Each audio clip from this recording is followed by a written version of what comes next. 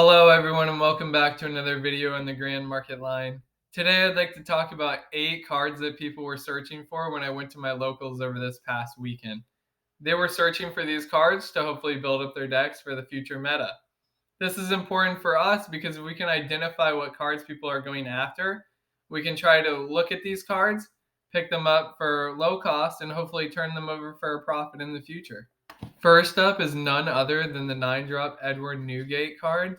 He gives your leader 2,000 power on play and then allows him to not burn himself the following turn. He also has a when attacking effect. When you put 2 Dawn underneath of him, he allows you to KO a character of 3 cost or lower. This is important for us because it makes him very powerful. And when a card is very powerful, it's sought after and it goes up in value.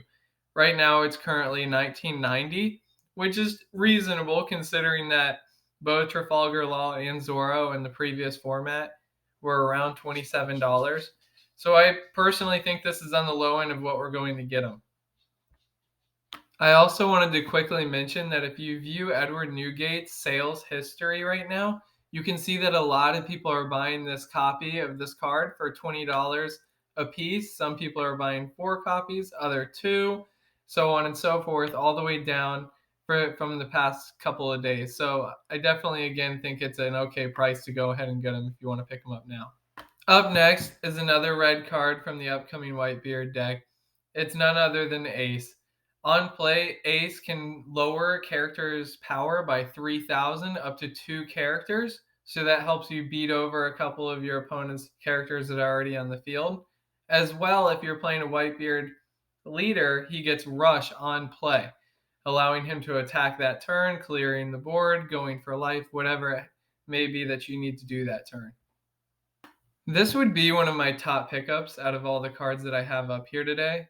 I have a deck that runs 4 copies of this card inside of it, and there's others that do the same. And anytime a card is a 4 of inside of a deck, that can really drive its price up over time. Considering this card is $7 right now, and it is a 4 of in some decks, makes it worthwhile for me right now. Up next, and is the third card on our list, is Kuzan. Black is all about having cards that lower your opponent's character's cost, and then they have other cards inside of the black deck that KO your opponent's characters based on their cost.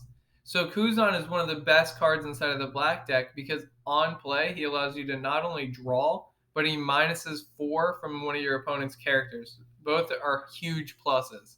Out of all the cards in the shop that people were looking for, it tended to be the black cards that everyone wanted, probably because they're all trying to build the deck. I think Kuzan is a good pickup right now. Very similarly, we have the 10-drop Kuzan.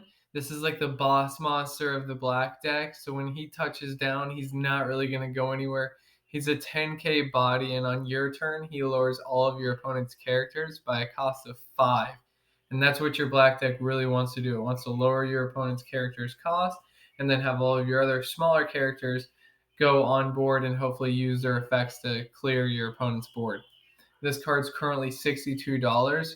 I think it's an okay price. I don't love the price, but what I can see is that it's trending up a little bit when it was just falling. So it had like a downward trend, and now it's got a little bump back up, which tells me that there's a chance it might stabilize in the future. Borsalino is the next card we have on screen to talk about. There's definitely a trend going on here at the shop. A lot of people are looking for these black cards, and these are some of the bigger staple cards that you need. Borsalino is really strong because when he touches on board, he's a 5k blocker, but on your opponent's turn, he gains that extra 1,000 attack. And then your opponent will swing sometimes with a 5k body, not remembering to calculate that extra 1,000 boost, wasting their attack and allowing Borsalino to just absorb it. Also, Borsalino must be destroyed by an attack because he can't be destroyed by your opponent's card effects on their turn. As is the case for a lot of these cards, I think it's a great time to pick up Borsalino. A lot of people are trying to fill out their black decks right now, and this is a 4 of in the black deck. With that being said, the demand for this card is only going to go up, and right now it's sitting at $12.99. The release of the set just happened last week, and a lot of these prices just plummeted. Therefore, I would pick this card up now before it goes back up. That's just my opinion. Do all of these trades and buys at your own risk. I'm not a financial advisor. I'm just going off of what I've seen at my local game store, and what I've seen is that black is hot right now. People want it, and if you want to play black, you have to have Borsalino. That leads us to our first green card of the day. It's Kazuki Odin. Kazuki Odin is similar to Eustace Captain Kidd. After he attacks, you can tap 3 Dawn and reset him as active, allowing him to attack for a second time. He also has a really nice on KO effect that allows him to summon a 3-cost or lower land of Wano card from your deck after he's been KO'd. Even though Kazuki Odin helps the green deck, his price has only gone down since release.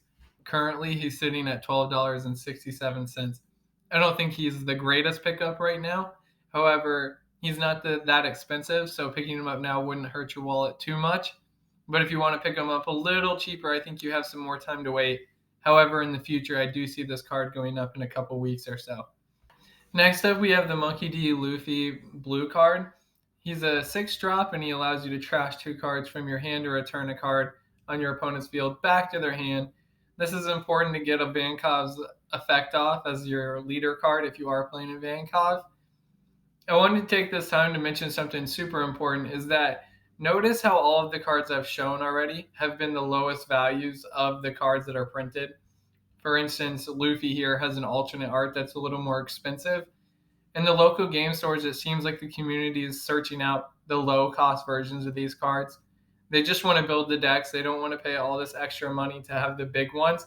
So keep that in mind when you're picking up these cards and you're trying to turn them over in the future. As far as picking up this version of the blue Luffy right now, I definitely would. Sitting at $5, you need this card to play a lot of the Ivankov builds, so you might as well just fork it out sooner rather than later. Saving another dollar or so isn't that pivotal in my opinion, so buying it now seems like a great idea, especially if I'm trying to play that Ivankov deck. Next up is the Dawn card with Shanks on it. If you want this card, go ahead and get it. However, I don't think it's a great price to pick him up at. He's currently $8.50. If we look at the Luffy Dawn card from Romance Dawn, we know that that crashed in value over time.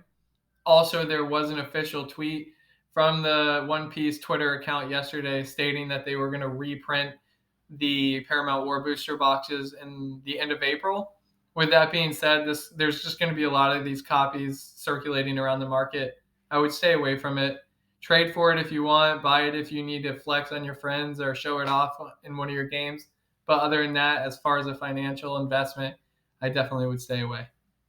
Those are the 8 cards that everyone is looking for at my local game store right now. If people are looking for cards at yours that I didn't mention, please feel free to let us know in the comments below.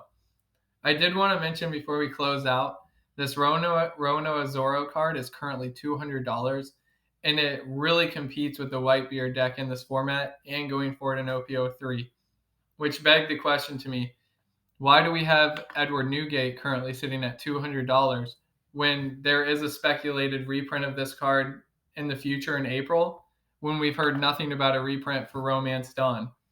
Romance Dawn is extremely hard to get. Booster boxes are going over $300. Just something that I wanted to point out and have people think about. If an easier card to get is costing $200 and it has the same meta relevance as another card that's harder to get, why are we paying the same for both cards? It doesn't make sense to me currently. Nonetheless, I always try to use numbers and sales histories and trends, and I try to compare them to each other, but I am not a professional in this. I'm not a financial advisor. Always go in on your own risk, with your own thoughts, with your own ideas. It's important that this is your decision and you're willing to lose anything that you put into the market. I appreciate everyone so much for watching. These videos do take a lot of time and effort, so if you're enjoying, please do let me know. I appreciate each and every one of you, and I hope you have a great day. Thank you.